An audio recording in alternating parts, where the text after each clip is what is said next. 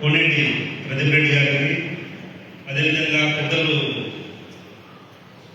శివనాయక్ రాష్ట్ర కార్యవర్గ సభ్యులు, టౌన్ 1 జిల్లా ప్రెసిడెంట్ పాలెం కిరణ్ గారికి, రూరల్ మండల ప్రెసిడెంట్ గోపిరెడ్డి మురళీరెడ్డి గారికి, అదేవిధంగా ఓబీసీ మోర్చా జిల్లా వెంకటనాయుడు గారికి, జిల్లా స్టేట్ కౌన్సిల్ మెంబర్ గురువన్న గారికి అందరికీ నమస్కారం.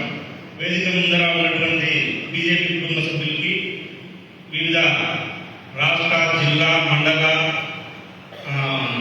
బూత్ పదవులు అధిరోహించినటువంటి అందరికీ కూడా నమస్కారం తెలియజేస్తూ, సార్ ఇదే సంవత్సరం ఒక 2 సంవత్సరాల క్రితం ఎలక్షన్ టైంలో మనం ప్రదీప్ రెడ్డి గారి ఆధ్వర్యంలో నంద్యాల వరదరాజు రెడ్డి గారి కూటమి అభ్యర్థిగా ఆయన గెలుపు కోసం అహర్నిశలు ఎండాకంగా ఆకలి కూడా అనుకోకుండా చాలా బాగా కష్టపడ్డాం. ఏదైతే మనము ఆశించామో అదేవిధంగా అంతకంటే ఎక్కువగా ఓట్లు కానీ ఇంకా కానీ మనము తెచ్చుకొని పెద్దాన్ని దానికి గౌరవంగా ఆలోచన ఎమ్మెల్యేగా చేసినాము. ఈ సందర్భంగా మనం గుర్తు చేసుకోవాలి. ఆనాడు అయితే నేను ఒక మాట చెప్పిన, ఏదైతే దేశంలో పెద్ద ఆయన, రాష్ట్రంలో పెద్ద ఆయన, పొద్దుటూరులో మన పెద్ద ఆయన ఖచ్చితంగా గెలిచి తీరుతామని చెప్పి 100% అదే జరిగింది. సార్ ఈ సందర్భంగా నేను ఒకటే తెలియజేస్తున్నా, మన కార్యకర్తలకి గుండె ఉంది, ఒంటి నిండా బలం ఉంది, లేనిది డబ్బు ఒకటే. డబ్బుతోనే అన్ని పనులు జరగవు. ఆశ, అవకాశం ఇచ్చి చూస్తే ఆ యొక్క ఏదైతే మన మున్సిపాలిటీలో కానీ, పల్లెల్లో, వార్డుల్లో కానీ, ప్రెసిడెంట్ కానీ ఖచ్చితంగా ఇప్పుడు మన అధ్యక్షుడు సుబ్బారెడ్డి గారు డబ్బు గురించి కార్యకర్తలు భయపడాల్సిన పని లేదు. ఈ సందర్భంగా గట్టిగా చప్పట్లు కొట్టాల్సింది.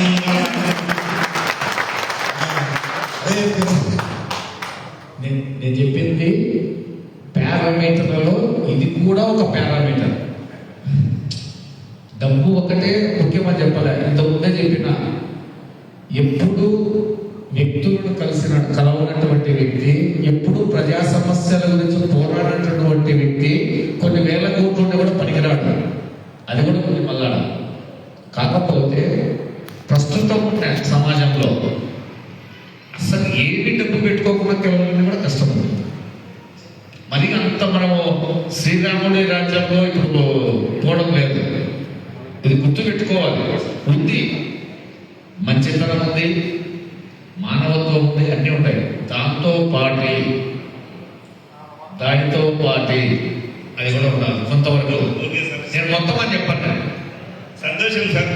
ఏదైతే మన పట్టణం ఈ యొక్క మన ప్రముఖంగా మన ప్రొద్దుటూరు బంగారు పట్టణంగా, ఈ ప్రొద్దుటూరు బంగారు పట్టణంలో మన బీజేపీ పూర్వపు నాయకులు కానీ కార్యకర్తల శక్తి ఉంది, యువత యొక్క బలం ఉంది, కష్టపడే తత్వం ఉంది, అన్నీ ఉన్నాయి సార్.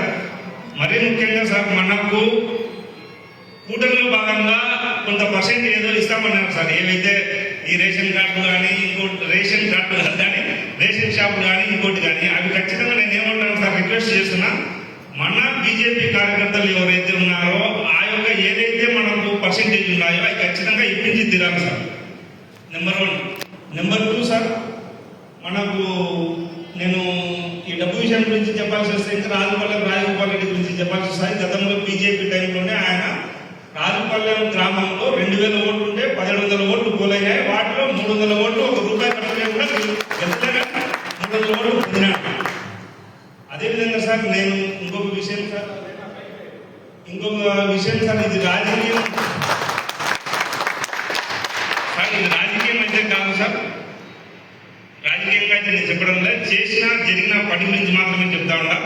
గతంలో యూపీఏ గవర్నమెంట్లో మన కడప జిల్లా ముద్దుబిడ్డ డాక్టర్ వైఎస్ఆర్ రాజశేఖర రెడ్డి గారు ముఖ్యమంత్రిగా ఉండబడిన సమయం 2005 సంవత్సరంలో ప్రొద్దుటూరు పట్టణానికి కూతవేటు దూరంలో ఉన్న నా స్వగ్రామం కొరపాడు గ్రామంలో, రాజుపాలెం మండలంలో 25 గ్రామాలు ఉన్నాయి. 25 గ్రామాల్లో కొరపాడు గ్రామం ప్రత్యేకత. ఎందులో అంటే ఇంకా బోర్ వేస్తే ఇంకా మంచినీళ్ళు పడవు, ఉప్పు నీళ్లు పడతాయి.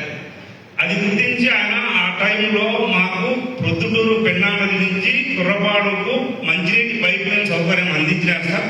ఇది నాకు మర్చిపోలేనటువంటి, ఎందుకంటే తాగునీరు ఇచ్చినారు, ఆ యొక్క ఏదైతే ఉందో అదంతా ఆయనకి క్రెడిట్ చెందుతుంది సార్. అయితే ఈ 25 సంవత్సరాల టైంలో ఆ యొక్క పైప్ లైన్ పూర్తిగా దెబ్బతినింది సార్. ఎక్కడ కూడా మంచినీళ్ళ సౌకర్యమే లేదు. ముఖ్యంగా నా అక్క చెల్లెళ్ళు, సోదరులు, మహిళలు అందరూ బిందెలు పట్టుకొని ఆటోల కోసం, రోడ్ల మీద నీళ్ళ కోసం వెయిట్ చేస్తున్నారు సార్. మన పుదుగుల నుంచి మహా అంటే ఒక 4-5 కిలోమీటర్ల దూరం. ఈ విషయాన్ని రాజకీయంగా తీసుకోకుండా మనం ఏదైతే 3 దఫాలుగా ప్రధానమంత్రి నరేంద్ర మోడీ గారు ఈరోజు అద్వితీయంగా దేశానికి ఒక మకుటంగా ప్రపంచానికి విశ్వగురుగా ఉన్నటువంటి సందర్భంలో నేను రిక్వెస్ట్ చేస్తున్నాను సార్, నా గ్రామానికి మళ్ళీ ఒక కొత్త మంచినీటి పైప్ లైన్ ఇప్పించగలిగితే ఎన్డీఏ కూటమిలో ఈ యొక్క మేము మా గ్రామము ఖచ్చితంగా మీకు రుణపడి ఉంటాం సార్. అది మీ టైంలో, జిల్లా అధ్యక్షుల టైంలో ఇంకా ఇది రిప్రజెంటేషన్ మీరు తీసుకోగలిగితే, రాజకీయంగా అయితే కాదు సార్. ఆ టైంలో జరిగింది వాస్తవము. ఇంత కాలానికి అది దెబ్బతింది సార్. ఎక్కడ కూడా రాజకీయంగానే మనం బీజేపీ తరఫున పోరాడతాం కాబట్టి అది రాజకీయంగానే చేద్దాం. మండలం నేను ఎందుకు చెప్తానంటే సార్, రాజుపాలెం 20 స్థానంలో ఎక్కడ కూడా ఈ పరిస్థితి లేదు. ప్రత్యేకంగా ఒక పొరపాటు చేశారు. నేను ఆల్రెడీ ఇంత ముందే చెప్పాను, ఊరికి సంబంధించి కానీ వ్యక్తికి సంబంధించినవి కానీ ఏదైనా సమస్యలు ఉంటే ప్రాపర్ వేలో, ఇప్పుడు నువ్వు మండలాధ్యక్షుడు దగ్గరికి అలాంటి సమస్య ఉంది, ఆ సమస్యకు పరిష్కారం ఎక్కడి నుంచి రావాలి? ప్రజల దగ్గర నుంచి రావాలి పరిష్కారం. ప్రజలు ఆల్రెడీ ప్రజల తరపున నువ్వు ఉంటావు. ఇప్పుడు సంబంధిత అధికారులకు, దానికి సంబంధించిన అధికారులకు ఫస్ట్ రిప్రజెంటేషన్ ఇవ్వాలి. ఖచ్చితంగా ఇస్తాను. ఇప్పుడే స్టార్ట్ చేయి. రేపు పోయినప్పుడు ఒక రిప్రజెంటేషన్ స్టార్ట్ చేయి. అక్కడి నుంచి అక్కడ కాలేదు, తర్వాత మన జనరల్ సెక్రటరీ కానీ మిగతా వాళ్ళకి కానీ తెలియజేస్తే, ఒకవేళ కడపలో అయితే మీరు నాకు తెలియజేస్తే కలెక్టర్ దగ్గరికి పోయి కలెక్టర్ దగ్గర రిప్రజెంటేషన్ ఇస్తాం. తర్వాత అక్కడ కూడా జరగలేదు, సంబంధిత మంత్రికి, మన మంత్రి ద్వారా అక్కడ మంత్రి ఖచ్చితంగా మన సత్యకుమార్ గారు ఏదైనా ఇట్లా చిన్న సమస్య ఉందంటే నేను మాత్రం చెప్తున్నాను క్లియర్ కట్గా, సంబంధిత మంత్రికి ఫోన్ చేసి చెప్తున్నాను, మా వాళ్ళకి ఇక్కడ ఈ ప్రొద్దుటూరు పట్టణంలో కానీ కడప జిల్లాలో కానీ వీళ్ళకి ఈ సమస్య ఉంది, కొంచెం మనం చూడండి అని. ఇది ఖచ్చితంగా సమస్య పరిష్కారం అవుతుంది. ఎందుకంటే మంచినీటి సమస్య ఎంతున్నావు, పైప్ లైన్లు దెబ్బతిన్నాయి ఎంతున్నావు, దానికి సంబంధించిన టెండర్ పిలిపించేసి దానికి సంబంధించిన పంచాయతీరాజ్ శాఖ లేకుండా అంటే మున్సిపాలిటీ దీనికి సంబంధించిన ఏదానికి సంబంధించినది పంచాయతీరాజ్ అంటే పవన్ కళ్యాణ్ గారు ఖచ్చితంగా స్పందిస్తారు. దానికి మన letter pad, Bharatiya Janata party letter pad ద్వారా జిల్లా అధ్యక్షుడి ద్వారా అక్కడికి చేరుతుంది, సమస్య పరిష్కారం. ఫస్ట్ నేను అదే చెప్పేది, బూత్ స్థాయి వ్యక్తి ఆ బూత్ లో సంబంధించిన సమస్యలను పేపర్ మీద పెట్టండి, సంబంధిత అధికారికి ఇవ్వండి. ఇచ్చిన తర్వాత మీ సోషల్ మీడియాలో పేపర్కి ఇవ్వండి, మేము పలానా సమస్య మీద వాళ్ళని కలిసినాము, ఆ సమస్యకు పరిష్కారం ఇవ్వండి అని అడగండి. ఆటోమేటిక్గా జనాలకు 10 మందికి తెలుస్తుంది. అప్పుడు వాళ్ళు మీ దగ్గరికి వస్తారు. నువ్వు భారతీయ జనతా పార్టీకి సంబంధించిన వ్యక్తులు 10 మంది, ఆ గ్రామానికి కానీ ఆ వీధికి సంబంధించినటువంటి 10 మంది వ్యక్తులు, 20 మంది వ్యక్తుల ద్వారా మళ్ళీ ఒక ఆఫీస్కి పోతావు. అక్కడ సమస్య పరిష్కారం కాకపోతే అప్పుడు మళ్ళీ పేపర్కు సోషల్ మీడియాలో వస్తే ఆ 10 మంది 20 మందో 40 మందో అవుతారు. నీకు బలం వస్తుంది. ఆటోమేటిక్గా నువ్వు ఆ సమస్య మీద పోరాడుతున్నట్టు అక్కడికి ఉన్న అందరికీ తెలుస్తుంది. కాబట్టి ముందు చిన్న నుంచే స్టార్ట్ చేయండి. మనకు అది ఖర్చుతో కూడుకునేది కాదు, దాంట్లో ఖర్చు లేదు. చిన్న పేపర్ మీద మనం రిప్రజెంటేషన్ రాస్తాం, సంబంధిత అధికారికి ఇస్తాం. నీ సోషల్ మీడియాలో, నీ ఫేస్బుక్లో, నీ ట్విట్టర్లో నువ్వు పోస్ట్ చేస్తావు. అందరికీ, ప్రెస్ వాళ్ళకందరికీ ఒక వాట్సాప్ పెట్టేసేయండి. వేసేవాళ్ళు వేస్తారు, ప్రెస్ వాళ్ళు ఎవరు లేరు కదా ఇక్కడ, వాళ్ళు కవర్ చేయడం కోసం కవర్ చేయాల్సిన అవసరం లేదు. అట్లీస్ట్ ఎవరో ఒకరు ఖచ్చితంగా స్పందిస్తారు.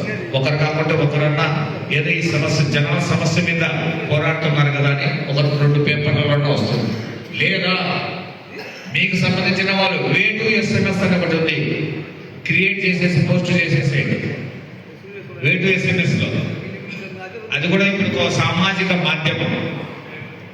వేటు ఎస్ఎంఎస్, నువ్వే రిపోర్టర్లు, నువ్వే సమస్య పరిష్కారం కోసం పోరాటం చేసే యోధుడివి, అన్ని నువ్వే అక్కడ పలాని ఏరియాలో పలాని రిపోర్టర్గా దాన్ని ఎన్రోల్ చేసేస్తావు వేటు ఎస్ఎంఎస్ లో. నువ్వే ప్రజల సమస్యల కోసం పోరాటాడేవాడివి కాబట్టి అది ఆటోమేటిక్గా పోస్ట్ అవుతుంది. నీకు సంబంధించిన సభకు సంబంధించింది అయితే పోస్ట్ కాదు, ప్రజా సమస్యలకు సంబంధించింది అయితే పోస్ట్ అవుతుంది. కాబట్టి పోస్ట్ చేయండి, అది కొంతమందికి చేరుతుంది, రిపీటెడ్గా అది మారిపోతుంది. ఫస్ట్ మీ నుంచే పోరాటం అనేది స్టార్ట్ కావాలి. అదే మన భారతీయ జనతా పార్టీలో అధ్యక్షుడు అనేవాడు ప్రథమ స్థానంలో ఉంటాడు. బూత్ అధ్యక్షుడు కానీ, మండల అధ్యక్షుడు కానీ, జిల్లా అధ్యక్షుడు కానీ, అధ్యక్షుడు అనేవాడు చాలా పవర్ఫుల్. బూత్ అధ్యక్షులు యాక్టివేట్ చేయండి, మండల అధ్యక్షులు యాక్టివేట్ కాండి, తర్వాత ఆటోమేటిక్గా నాకు ఒక బూస్ట్ ఏదో ఒక కప్పు వస్తుంది, నేను కొంచెం యాక్టివేట్ అవుతాను. సార్ తప్పకుండా థ్యాంక్ యూ సార్. ఏదైతే మీరు మా ప్రదీప్ రెడ్డి సార్ మీద కానీ మా యొక్క నియోజకవర్గం కార్యకర్తల మీద కానీ ఒకసారి దృష్టి సారించారు సార్. అదేవిధంగా సార్ ఏదైతే మనము కష్టపడతామో సాధించుకుంటాం, అన్ని సక్సెస్ఫుల్గా జరుగుతాయి, సార్ ఆధ్వర్యంలో అన్నింటిలో విజయం చేకూరుతాదని చెప్పి ఆశిస్తున్నా. మన ప్రదీప్ రెడ్డి సార్ గారిని భవిష్యత్తులో ఒక మున్సిపాలిటీ చైర్మన్ గా ఎమ్మెల్యేగా చూడాలని చెప్పి నేను కోరుకుంటున్నా.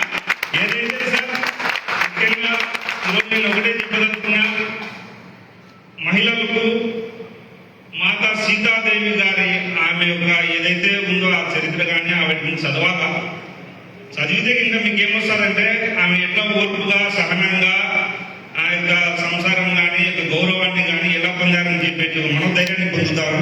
రీసెంట్గా ఒక మహిళ హైదరాబాద్ లో పాపం ఒక ముద్దు బంగారం లాంటి పిల్లలను తీసుకుపోయి రైల్వే స్టేషన్ లో ఆత్మహత్య చేసుకునేది. అది చాలా బాధాకరమైన విషయం, నన్ను చాలా బాధేసింది ఆ విధాన్ని చూస్తానే. మహిళలు చాలా జాగ్రత్తగా ఉండాలా, కష్టం వచ్చింది బాధ వచ్చింది మీకు సన్నిహితులు ఉంటే మాట్లాడుకోవాలా, లేదంటే వేరే ప్రాంతానికి పోతే మీరు రిలాక్స్ ఉంటారు. సార్ ఇంతటితో నేను సెలవు తీసుకుంటాను, టైం ఎక్కువ తీసుకున్నా.